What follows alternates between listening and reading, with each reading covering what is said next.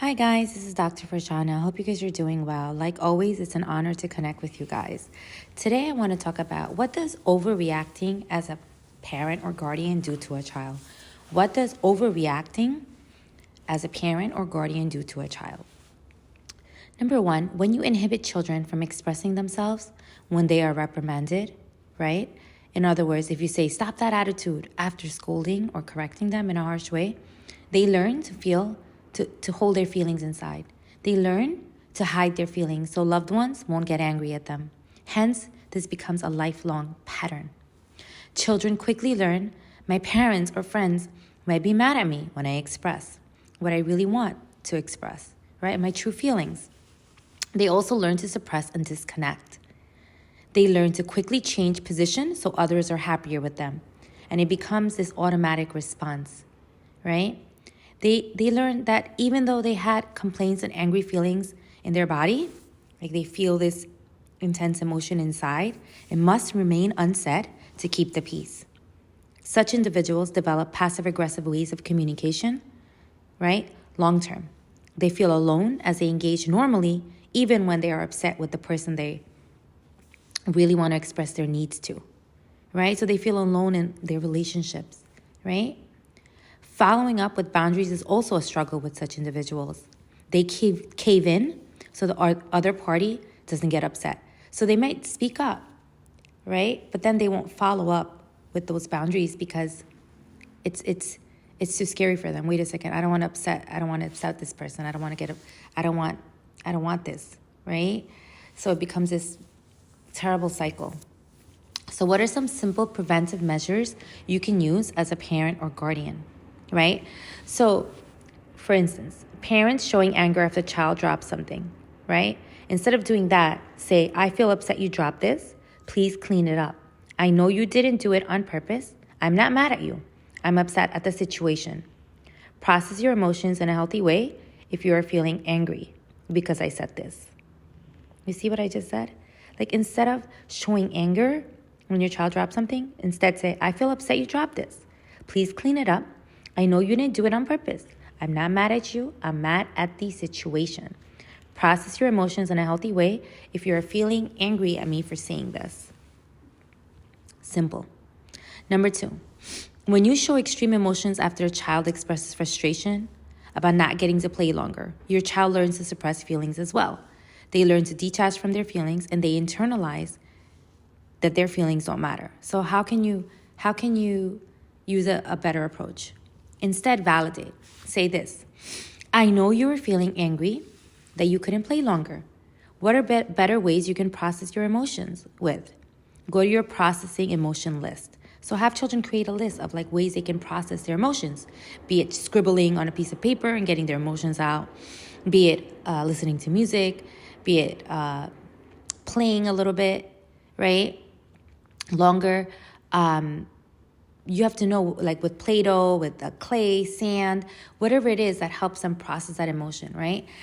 Then you want to say, let's plan another visit where you can stay longer, right? Give them 5-minute notice prior to leaving an event so children can mentally prepare. So these are different techniques you can use to help your child in those situations where they want to stay at a friend's house, right? And they want to play longer, right? So what can you do? Again, you can say, I know you were feeling angry that you couldn't stay longer and play. What are better ways you can process those emotions? Think of those ways. Ask this to your child. Go to your processing emotion list, and you should create this prior. So they have a list of ways they can process their emotion, right? Sometimes you can give them those stress balls, or sometimes you can teach them to count from 25 backwards from 25 to 1, right? Breathing techniques. Exercising, scribbling on a piece of paper, right? You can say, let's plan another visit where you can stay longer. And you can like give them a little bit of choice there, right? Like, oh yeah, let's plan it together. What day do you think works for us with our schedule? Give the 5-minute notice prior to leaving an event so children can mentally prepare, okay? Moving on.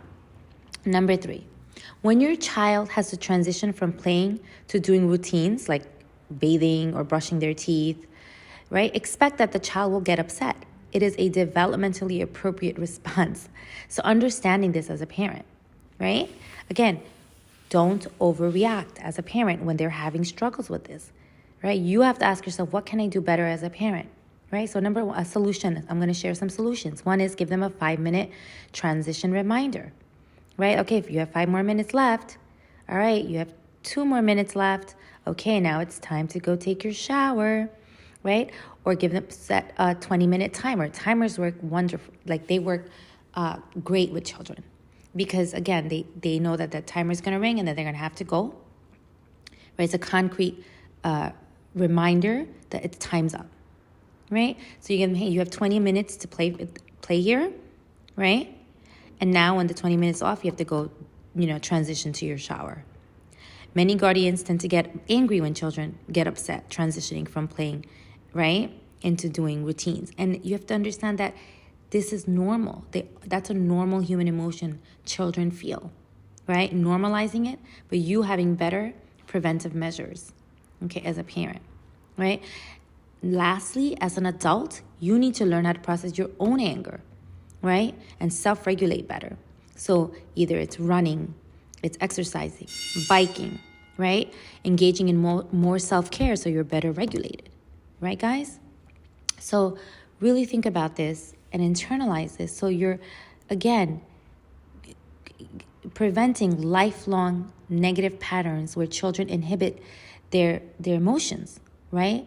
Where they inhibit this and then this goes on into their marital relationships and familial relationships, right? Where they don't know how to express their emotions and they have this passive-aggressive, dynamic going on that's very, very, has a negative effect on their life, right?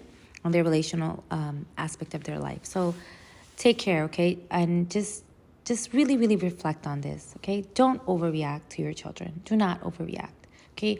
Meet them where they are. Meet them emotionally where they are. In the sense, be there for them. Help them through that emotion. All right, guys, take care of yourself. You guys are amazing.